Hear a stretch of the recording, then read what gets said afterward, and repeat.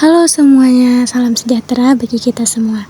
Saya di sini Nanda Diona Meska dengan NPM 221120004 bersama teman saya Nabila dengan NPM 221120006 akan mempresentasikan terkait materi eliminasi Gauss-Jordan.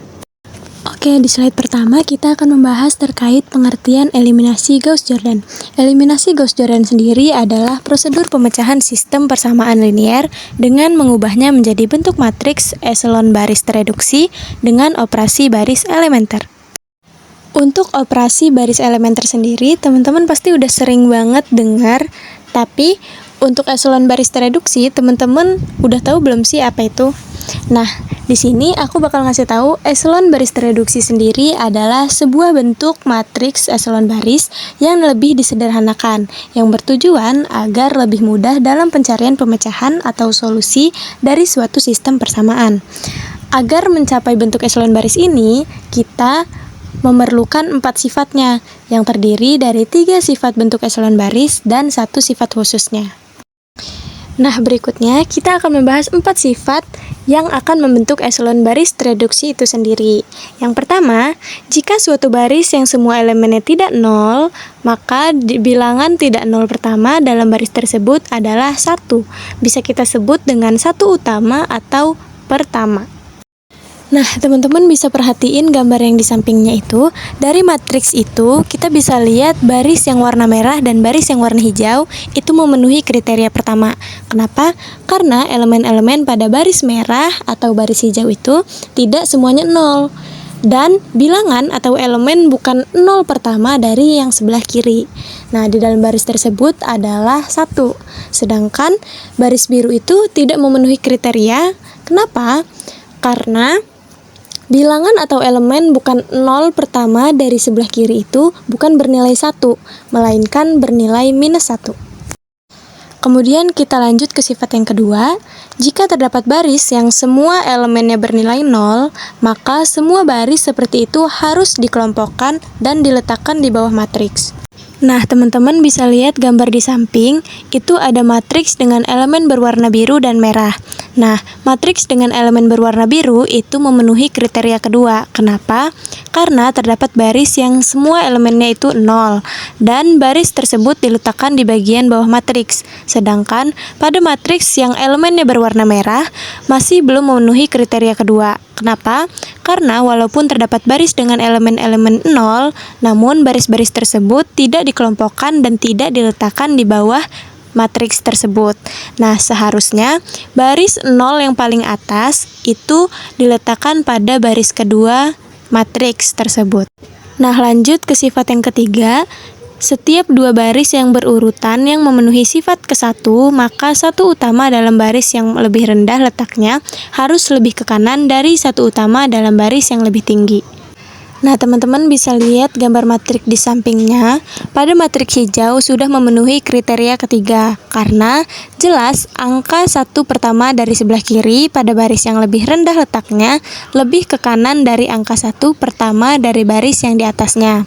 Sedangkan pada matriks biru belum memenuhi kriteria, sebab terdapat 2 baris berurutan yang melanggar kriteria ketiga, yaitu baris kedua dan 3, di mana angka 1 pertama baris ketiga terletak tepat di bawah angka 1 pertama baris kedua. Kemudian kita lanjut ke sifat yang khusus atau sifat yang keempat. Sifat ini merupakan sifat khusus karena setiap kolom yang mengandung 1 utama, maka elemen-elemen lain selain 1 utama itu bernilai 0. Nah, ini adalah contoh matriks eselon baris tereduksi yang memenuhi keempat syarat yang udah aku sebutin tadi. Baiklah, di sini saya akan menjelaskan contoh penerapan eliminasi Gauss-Jordan. Contoh yang pertama, linear. Diberikan sistem persamaan linear sebagai berikut. X plus 2Y min 3Z sama dengan 4, 3X min Y plus 5Z sama dengan 2, 4X plus Y plus K kuadrat min 14Z sama dengan K plus 2. Tentukan nilai K agar SPL di atas. Yang pertama, tidak mempunyai penyelesaian. Yang kedua, tepat mempunyai satu penyelesaian. Yang ketiga, mempunyai tak hingga banyak penyelesaian. Langkah yang pertama, karena pada baris pertama sudah terdapat 1 utama, kita akan menyederhanakan baris kedua dengan operasi min 3R1 plus R2 menghasilkan R2. R itu baris ya, sehingga diperoleh min 3 dikali 1 ditambah 3 hasilnya 0, min 3 dikali 2 ditambah min 1 hasilnya min 7, min 3 dikali min 3 ditambah 5 hasilnya 14, min 3 dikali 4 ditambah 2 hasilnya min 10. Kemudian dilanjut penyederhanaan pada baris ketiga dengan operasi min 4 R1 plus R3 menghasilkan R3, didapat min 4 dikali 1 ditambah 4 itu hasilnya 0, min 4 dikali 2 ditambah 1 hasilnya min 7, min 4 dikali min 3 ditambah K kuadrat min 14 itu hasilnya K kuadrat min 2, min 4 dikali 4 ditambah K plus 2 itu hasilnya K min 14. Selanjutnya, kita buat satu utama pada baris kedua dengan operasi min 1/7 R2 menghasilkan R2. Dan kita peroleh min 1/7 dikali 0 itu hasilnya tetap 0, min 1/7 dikali min 7 hasilnya 1, min 1/7 dikali 14 itu hasilnya 2, min 1/7 dikali min 10 hasilnya 10/7. Nah, selanjutnya kita sederhanakan baris ketiga dengan operasi 7 R2 plus 7 dikali R2 ditambah R3 menghasilkan R3. 7 dikali 0 ditambah 0 hasilnya 0, 7 dikali 1 ditambah min 7 hasilnya 0, 7 dikali 2 ditambah K kuadrat min 2 hasilnya K kuadrat min 16, 7 dikali 10/7 ditambah K min 14 hasilnya K min 4. Selanjutnya untuk langkah yang ketiga, karena tujuan kita akan mengidentifikasi nilai K, maka kita cukup fokus pada baris ketiga. Apabila diubah kembali ke dalam bentuk sistem persamaan linear, maka 1, 2, min 3 sama dengan 4 atau X plus 2Y min 3Z sama dengan 4, 0, 1 min 2 sama dengan 0/7 itu sama aja dengan Y min 2Z sama dengan 0/7, 0, 0 K kuadrat min 16 K min 4 atau K kuadrat min 16Z sama dengan K min 4. Perhatikan pada persamaan ketiga, ya, persamaan ketiga. K kuadrat min 16Z sama dengan K min 4. K min 4, K dikali K plus 4Z. Kenapa jadi K min 4, K plus 4? Nah, ini tuh diuraikan ya. Jadi kalau misalkan ini dijumlahkan itu akan menghasilkan K kuadrat min 16. Jadi K min 4 dikali K plus 4Z sama dengan K min 4. Lalu K min 4 ini kita pindah ruas ke sini, jadinya K min 4 dikali K plus 4Z min K min 4 sama dengan 0. Selanjutnya, K min 4 dikali dengan K plus 4Z min 1 sama dengan 0. Untuk yang selanjutnya, contoh selanjutnya itu contoh yang tak linear. Tentukan pemecahan sistem persamaan tak linear untuk sudut-sudut yang tak diketahui alfa, beta, dan Y. 2 sin alfa min cos beta plus 3 tan Y sama dengan 3. 4 sin alfa plus 2 cos beta min 2 tan Y sama dengan 2. 6 sin alfa min 3 cos beta sama dengan tan Y sama dengan 9. Dengan 0 kurang dari sama dengan alfa kurang dari sama dengan 2pi.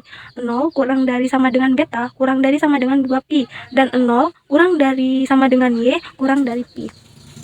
Langkah yang pertama, kita buat satu utama pada baris pertama dengan operasi 1/2 R1 jadinya R1, sehingga didapat 1/2 dikali baris pertama ya. Jadi baris pertamanya itu 2, min 1, min 3, dan 3. Jadi 1/2 dikali 2 hasilnya 1, 1/2 dikali min 1 hasilnya min 1/2, 1/2 dikali 3 hasilnya 3/2, 1/2 dikali 3 hasilnya 3/2. Selanjutnya, kita sederhanakan baris kedua dengan operasi min 4 R1 plus R2 akan menghasilkan R2. Jadi min 4 kita kalikan dengan R baris pertama, lalu kita jumlahkan dengan baris kedua. Min 4 dikali 1 ditambah 4 hasilnya 0, min 4 dikali min setengah ditambah 2 hasilnya 4, min 4 dikali 3/2 ditambah min 2 hasilnya min 8, min 4 dikali 3/2 ditambah 2 hasilnya min 4. Kemudian kita sederhanakan juga baris ketiga dengan operasi min 6 R1 plus R2 akan menghasilkan R3. Jadi min 6 kita kalikan dengan baris ke-1 lalu kita jumlahkan dengan baris ketiga. Min 6 dikali 1 ditambah 6 hasilnya 0. Min 6 dikali min 1/2 ditambah min 3 hasilnya 0. Min 6 dikali 3/2 ditambah 1 hasilnya min 8. Min 6 dikali 3/2 ditambah 9 hasilnya 0. Langkah yang ketiga, kita buat satu utama untuk baris kedua dengan cara menggunakan operasi 1/4 dikali R2. 1/4 dikali dengan baris kedua. Jadi 1/4 dikali 0 hasilnya tetap 0, 1/4 dikali 4 hasilnya 1, 1/4 dikali min 8 hasilnya min 2, 1/4 dikali min 4 hasilnya min 1. Selanjutnya, kita buat satu utama dengan operasi min 1/8 dikali R3. Akan menghasilkan baris ketiga. Jadi 1/8 dikali 0 hasilnya 0, min 1/8 dikali 0 hasilnya tetap 0, min 1/8 dikali min 8 itu hasilnya 1, min 1/8 dikali 0 hasilnya tetap 0. Selanjutnya langkah yang keempat, jika kita perhatikan bentuk terakhir matriks di atas sudah memenuhi bentuk eselon baris. Selanjutnya kita akan mengubahnya menjadi eselon baris tereduksi. Kita sederhanakan lagi baris ke-1 dengan operasi setengah baris dikali baris kedua ditambah baris pertama akan menghasilkan baris pertama. Setengah dikali 0 ditambah 1 hasilnya tetap 0, setengah dikali 1 ditambah min setengah hasilnya 0, setengah dikali min 2 ditambah 3/2 itu hasilnya 1/2, setengah dikali min 1 ditambah 3/2 itu hasilnya 1. Selanjutnya dilanjut dengan operasi min 1/2 dikali baris ketiga ditambah baris pertama akan menghasilkan baris pertama. Min setengah dikali 0 ditambah 1 itu hasilnya 1. Min setengah dikali 0 ditambah 1 itu hasilnya 1. Min setengah dikali 0 ditambah 0 itu hasilnya 0. Min setengah dikali 1 ditambah 1/2 hasilnya 0. Min 1/2 dikali 0 ditambah 1 hasilnya 1. Begitu pula untuk baris kedua, kita sederhanakan lagi dengan operasi 2 dikali baris ketiga ditambah baris kedua akan menghasilkan baris kedua, sehingga diperoleh 2 dikali 0 ditambah 0 hasilnya 0, 2 dikali 0 ditambah 1 hasilnya 1, 2 dikali 1 ditambah min 2 hasilnya 0, 2 dikali 0 ditambah min 1 hasilnya min 1. Bentuk terakhir sudah memenuhi bentuk eselon tereduksi. Kemudian selanjutnya kita nyatakan kembali ke dalam sistem persamaan tak linear sebagai berikut. Nah, jadi 1, 0, 0 itu sin alfa sama dengan 1.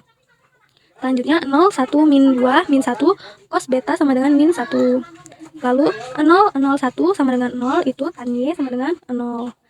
Nah, untuk persamaan pertama, jadi sin alfa sama dengan 1. Baiklah, itu saja yang bisa kami sampaikan. Jika ada kesalahan, kami mohon maaf. Kami akhiri. Wassalamualaikum warahmatullahi wabarakatuh.